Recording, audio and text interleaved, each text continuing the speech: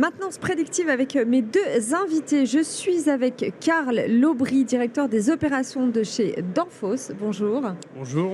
Tanguy Logatelli, expert système 4.0, responsable grand compte chez IFM Électronique France.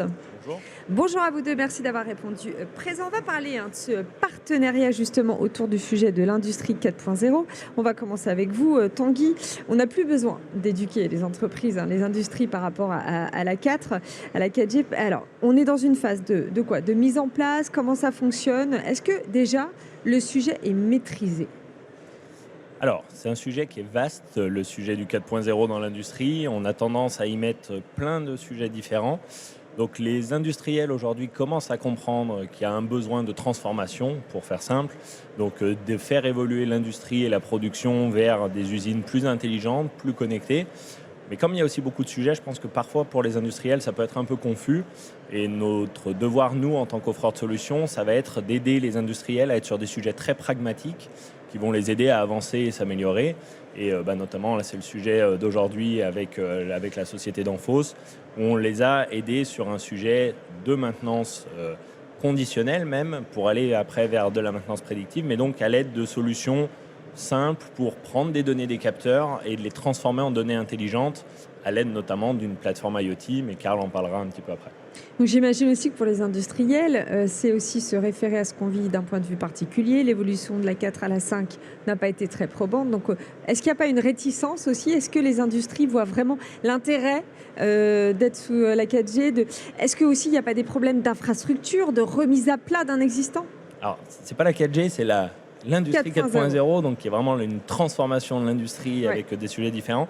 Encore une fois, les industriels se disent qu'il faut faire évoluer, il faut faire évoluer leur usine pour faciliter la production, pour être plus efficace. Et donc maintenant, ce sujet-là, c'est de dire, OK, concrètement, comment on le fait, par où on démarre ces sujets-là. Et encore une fois, notre travail, c'est aussi de les accompagner là-dedans, dans ces démarches, histoire d'être sur de l'efficacité, du concret, plutôt que d'être sur des concepts qui n'aboutissent pas. L'efficacité, c'est moins de latence, j'imagine, en termes de réponse. C'est être plus productif, c'est anticiper les impondérables qui pourraient arriver. C'est quoi concrètement? Voilà, typiquement, c'est anticiper les pannes, donc être plus efficace. Ça va être mieux maîtriser ses consommations énergétiques, mieux maîtriser sa qualité. Donc d'une manière globale, c'est mieux comprendre ce qui se passe dans son usine, mieux comprendre ce qui se passe sur ses machines pour pouvoir justement améliorer le process. On fait de l'amélioration continue, les industriels font de l'amélioration continue pour toujours améliorer le mode de fonctionnement. Pour s'améliorer, il faut savoir d'où on part. Donc il faut prendre de la donnée, collecter de l'information pour pouvoir après s'améliorer. Alors du coup, c'est quoi les étapes d'après? Est-ce que vous avez des exemples d'expériences qui fonctionnent? J'imagine, bien sûr, avec Danfoss, mais peut-être en termes de secteur d'activité, qu'on comprenne bien aussi. Globalement, c'est des sujets qui peuvent s'adresser à tous les secteurs d'activité. Il n'y a pas une industrie particulière qui n'aura pas ce besoin-là de s'améliorer, d'aller sur de la maintenance préventive. Donc quand on parle de maintenance préventive, aujourd'hui, c'est de la maintenance qui est faite de manière régulière, épisodique, à des échéances fixes. Là, le besoin, ça va être d'aller vers de la maintenance, par exemple, conditionnelle, où on va faire la maintenance qu'au moment où elle sera nécessaire. Donc ça, c'est des cas très concrets de gens qui vont faire des maintenances, par exemple, toutes les 10 000 heures habituellement. Ils vont passer à toutes les 16 000 heures, 18 000 heures. Donc en fait, on va gagner du temps entre deux maintenances, donc moins d'arrêts sur les machines et des économies aussi, des pièces qui ne sont pas changées pour rien. Donc ça, c'est des cas très concrets qui vont s'adresser à tout le monde. Et globalement... Et puis, excusez-moi, je vous coupe, mais ce temps qu'on gagne, ou en tout cas cette anticipation, ça permet aussi peut-être d'avoir des groupes, des troupes qui sont motivées, qui se fatiguent moins. Ça a un retentissement aussi en termes RH. Équipe. Alors pour le coup, je pense que Karl sera mieux placé pour en parler parce que lui, il le vit au quotidien avec ses équipes. Oui, mais vous avez plusieurs entreprises. Voilà, nous, on a différents exemples et effectivement, ça a aussi un impact. D'une manière générale, les gens aujourd'hui ont envie d'être dans une usine qui ressemble à ce qu'ils ont à la maison. À la maison, ils sont connectés, ils ont des smartphones, ils ont ce genre de choses et ils veulent plus voir l'usine qui est quelque chose de vieux, qui ne serait pas adapté, qui serait en décalage avec ce qu'ils trouvent. Donc oui, c'est aussi important pour... On a beaucoup parlé, je pense, des sujets de moderniser l'industrie, de pouvoir embaucher des jeunes, etc. Et ça contribue à ça. Alors, allons justement maintenant parler concret avec un cas avec Danfoss, qui est un cas qui est passé justement à la 4.0. En tant qu'industriel, déjà, est-ce qu'on peut revenir un peu sur la genèse de Danfoss, ce que vous faites, et puis les problématiques, ou en tout cas les enjeux de cette transformation? Bien sûr. Tout d'abord, on fabrique donc des compresseurs industriels pour l'industrie de la réfrigération ou de l'air conditionné. On est situé au nord de Lyon. Pour nous, ça a commencé où la 4.0? Cette transformation a commencé 6-7 ans en arrière. On a commencé un peu à tâtonner, à faire des showrooms, des visites d'entreprise, un peu comprendre un peu les outils qui pourraient être utiles pour nous. Et aujourd'hui, s'il y a un outil sur lequel je pense que j'aimerais témoigner et qui vraiment est notre quotidien et nous aide énormément, c'est la plateforme IoT que l'on a mis en place avec l'aide d'IFM, qui s'appelle Moneo et qui nous aide aujourd'hui à piloter nos processus industriels, tant sur l'aspect éviter les pannes de nos équipements, donc les rendre les plus disponibles. Pour répondre à la question que vous posiez à mon collègue, du coup, on a un vrai besoin d'avoir des équipements qui tournent de façon fluide, parce que effectivement au niveau RH, il n'y a rien de pire que voir un équipement qui s'arrête tous les 5 minutes. C'est vraiment une perte de temps, une perte de cadence, une perte effectivement de motivation aussi pour les équipes. Et donc, on a mis en place tout un tas de capteurs au sein de notre entreprise, plus de 350 capteurs qui captent des informations et qui remontent dans une plateforme qui nous alerte, qui alerte la maintenance, la qualité, les chefs d'équipe, et pour nous dire, voilà, là, ici, il y a quelque chose qui se passe et c'est pas normal. Je vais vous donner peut-être un exemple ou deux, parce que je pense que ça parlera aux industriels qui sont ici.